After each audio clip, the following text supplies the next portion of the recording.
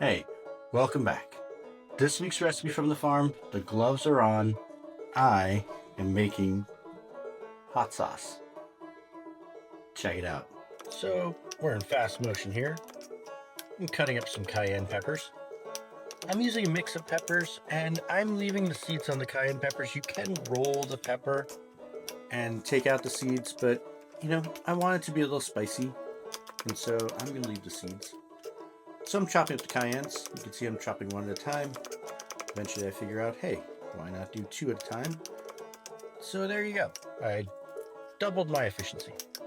And I'm chopping those up, throwing them directly into the pot, using a small cutting board so that way I can do it without handling the peppers too much. Just trying to minimize how much potential contact there is with the hot peppers in my skin. Now, with the habaneros, I'm actually taking the seeds out of these because, frankly, it's easy to do, so why not?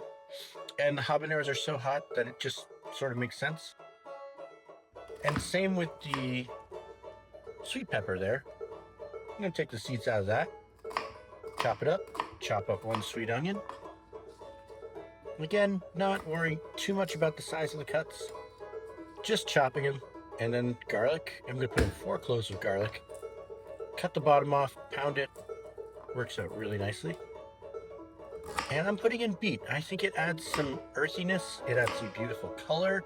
It adds some sweetness. So I highly recommend adding some beet to it.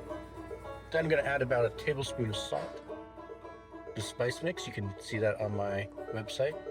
And I'm adding 3 limes. 3 limes. Works really nicely with this. Some vinegar, and I also add some honey.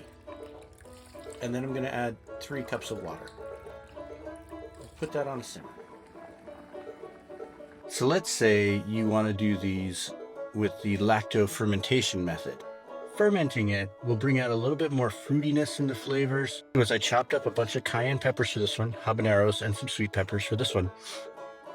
Tossed it with some salt. So I used about the same amount of salt, about a tablespoon of salt per batch. Then I put it in this special fermenter, which is just a mason jar. But the nice thing about it is I added a little more water to get it above the level of the peppers. Then I just let it sit. It's got a little airlock on the top that'll keep the air out, the outside air from getting in, but it'll allow it to ferment. And the nice thing too is it also has a thing that pushes down the peppers that keeps it under the level of the liquid. And that's really the most important part.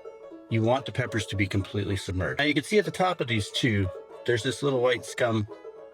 That is actually a byproduct of yeast, and it's not mold. So if it's white, you just skim it off every day or so, because it will kind of affect the flavors of the hot sauce, but it's not going to kill you.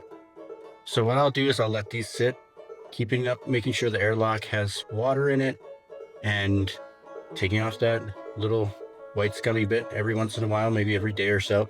And then after about 3 or 4 weeks, then I will bring it to the stovetop and cook it to finish it. Now you notice too, I don't have garlic in here.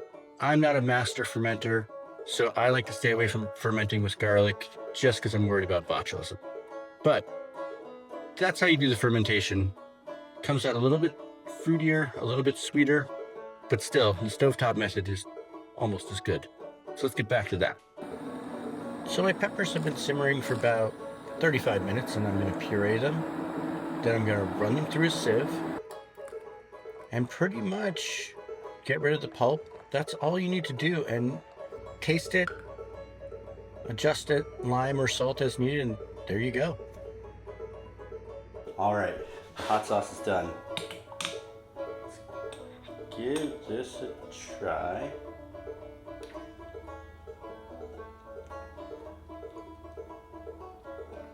Oh, that's hot.